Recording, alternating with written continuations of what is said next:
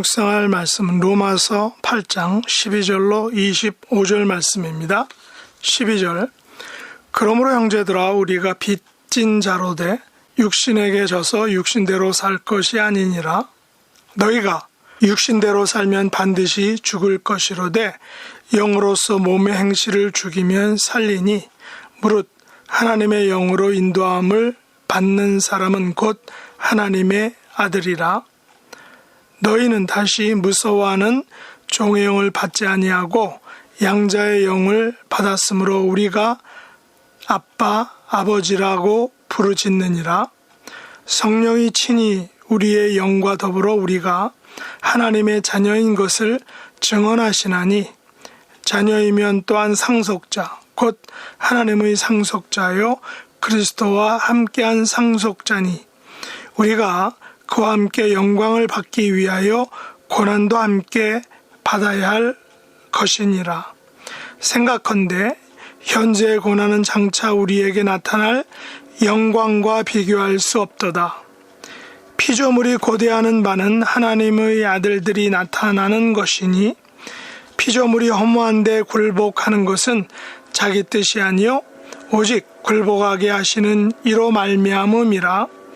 그 바라는 것은 피조물도 썩어짐의 종노릇 한 데서 해방되어 하나님의 자녀들의 영광의 자유에 이르는 것이니라. 피조물이 다 이제까지 함께 탄식하며 함께 고통을 겪고 있는 것을 우리가 아느니라. 그뿐 아니라 또한 우리 곧 성령의 처음 익은 열매를 받은 우리까지도 속으로 탄식하여 양자될 것 곧 우리 몸의 속량을 기다리느니라. 우리가 소망으로 구원을 얻었음에 보이는 소망이 소망이 아니니 보는 것을 누가 바라리요. 만일 우리가 보지 못하는 것을 바라면 참음으로 기다릴지니라. 아멘. 오늘 말씀의 제목은 우리는 빚진 자입니다. 오늘 본문은 그리스도인의 세 가지 신분에 대한 개념을 잘 보여주고 있습니다. 그리스도인의 첫 번째 신분은 빚진 자라는 것입니다. 그러면 과연 누구에게 빚진 자일까요? 바로 독생자를 이 땅에 보내주신 하나님과 또 인간의 몸으로 이 땅에 오셔서 십자가를 지신 예수님에게 빚진 자입니다. 이 빚은 대가를 요구하는 빚이 아니라 거저 받은 것, 즉 선물입니다. 다만 우리가 빚진 자로서 마땅히 할 일은 육신에게 져서 육신대로 살지 않아야 한다는 것입니다. 영으로서 몸의 행실을 죽이는 것, 이것이 바로 우리의 몫입니다. 빚진 자로서의 몫이라는 것입니다. 또 이것은 빚진 자의 본분이기도 합니다. 그리고 그리스도인의 두 번째 신분은 하나님의 영으로 인도함을 받는 사람은 곧 하나님의 아들이라는 것입니다. 우리는 원래 죄인으로서 영원히 죽을 수밖에 없는 존재였습니다. 그러나 예수님의 십자가의 사랑과 구속으로 우리는 하나님의 자녀가 되었습니다. 하나님의 자녀가 되었다라는 것은 하나님의 영으로 인도함을 받는 사람이 되었다라는 것입니다. 하나님의 영으로 인도함을 받은 사람은 다름 아닌 하나님의 아들입니다. 하나님의 아들은 다시 무서워하는 종의 영이 아니라 양자의 영을 받았기 때문에 하나님을 아빠, 아버지라고 부를 수 있는 특권을 가진 것입니다. 자녀들에게 있어서 아빠란 호칭은 매우 친근하고 자연스러운 것입니다. 부자나 부녀 관계에서 아빠란 명칭을 대체할 다른 명칭이 있을까요? 모든 관계의 핵심은 바로 아빠 안에 다 녹아 있는 것입니다. 이런 관계가 바로 우리와 하나님 아버지와의 관계입니다. 이 같은 부자 관계는 성령께서 친히 증언해 주십니다. 사실 친부모와 자식 관계가 아니고서야 아빠란 명칭이 쉽게 나오지 않을 것입니다.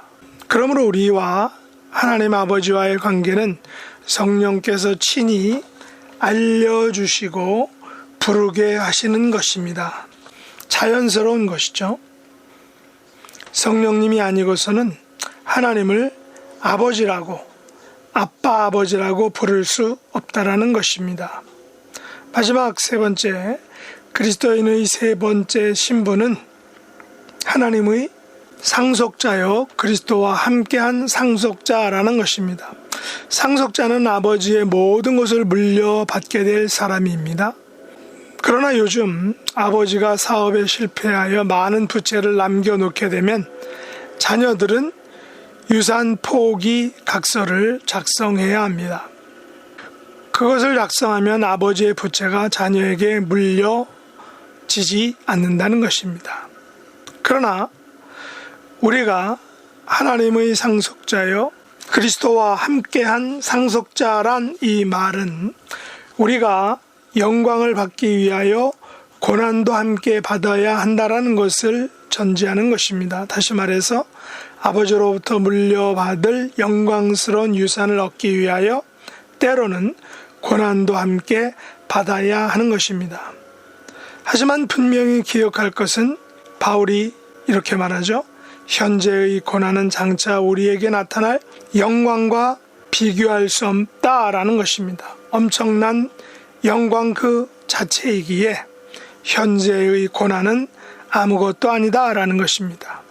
바울은 이 영광을 피조물이 고대하는 바라라고 표현합니다.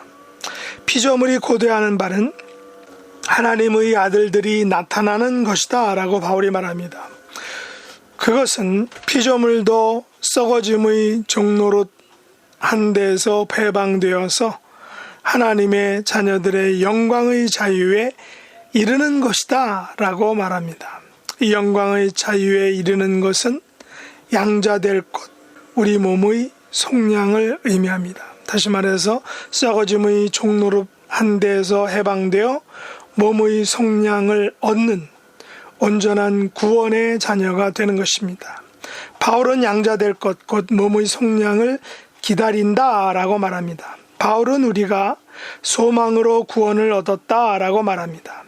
이 구원은 보이는 소망이 아니라 보지 못하는 것을 바라며 참고 기다리는 소망이다라고 말합니다.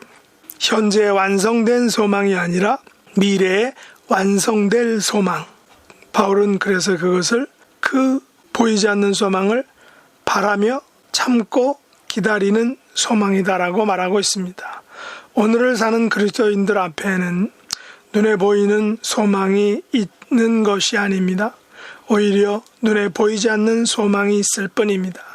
그래서 우리는 이 소망을 바라고 참고 기다리는 것입니다.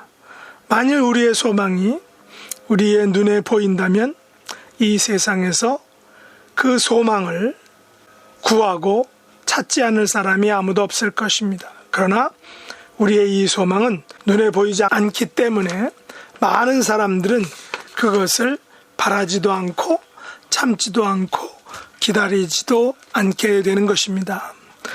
그래서 바울은 피조물이 함께 탄식하며 함께 고통을 겪고 있다라고 말합니다. 우리에게는 이 땅에서 아빠, 아버지가 계시고 성령님이 친히 우리가 하나님의 자녀인 것을 증언하시기 때문에 비록 눈에 보이지는 않지만 그 소망을 바라보며 참으며 기다리는 삶을 살아가는 것입니다. 이것이 오늘 우리 그리스도인들의 삶의 실제라는 것입니다. 결국 하나님의 상속자여 그리스도와 함께한 상속자로서 함께 탄식과 고통을 이겨내고 결국에는 소망을 얻는 승리하는 저와 여러분의 삶이 될 수 있기를 예수님의 이름으로 축복합니다. 기도하겠습니다. 하나님 아버지, 저희들은 빚진 자임을 고백합니다. 값없이 구원을 거저받았습니다. 또한 하나님께서 우리의 아빠 아버지가 되어 주셨습니다. 하나님의 상속자여 하나님의 아들로 저희들을 삼아주신 것을 감사합니다. 구원의 소망과 영광을 얻기 위하여 현재의 고난을 이겨내기를 간절히 원합니다. 눈에 보이지 않는 구원의 소망을 바라보며 참으며 기다림으로 결국에는 승리하는 자녀가 되게 하여 주옵소서. 예수님의 이름으로 간절히 기도드렸나이다. 아멘.